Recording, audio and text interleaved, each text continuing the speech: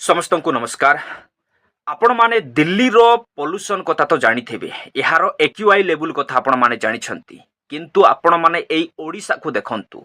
आम ओडिशा पुणी थरे मोस्ट पोल्यूटेड राज्य बोली करी कुहा गला। आपण माने एई बालेश्वर को देखंतु। यहा टॉप लिस्ट रे अछि। एक्यूआई 338 माइक्रोग्राम्स पर क्यूबिक मीटर रे पहुंची सारी छे।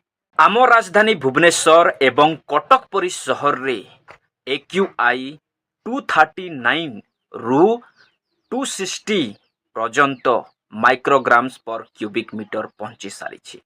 आपण माने जेउ जगार रहुछंती तार एक्यूआई लेवल को चेक करंतु।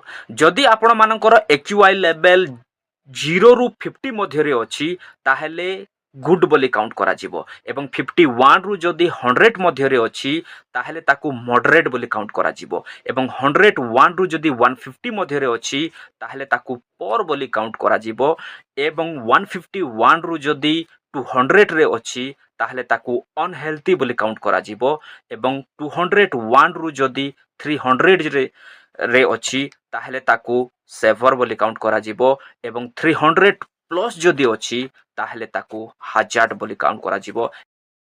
एक्यूआई विषय रे एयर पोल्यूशन विषय रे समस्त को नॉलेज थिबा निहाती दरकार। Carbon monoxide, ozone, nitrogen dioxide, sulphur dioxide ए सबू गोटे गोटे गैस अटे जहाँ आम देह पई बिल्कुल भी ठीक नुह।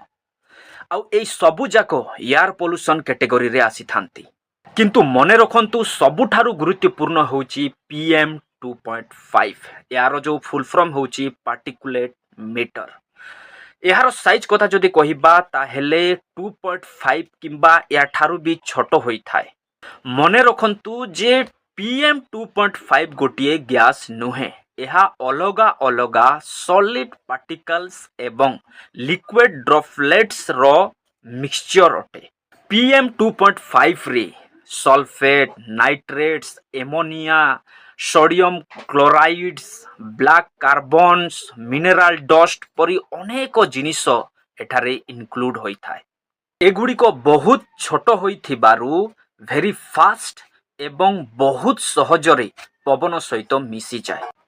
एई पार्टिकल्स छोट थिबारु लंग्स रे प्रवेश करे एवं लंग्स रु ब्लड स्ट्रीम को पहुंची जाए एवं सेटारु हार्ट एवं ब्रेन को पहुंची सेटारे इफेक्ट करि थाए। एहा सहित asthma, heart attack, lung cancer परी अनेक रोग हेबार संभावना थाए। जेहेतु एई पार्टिकल्स गुड़िक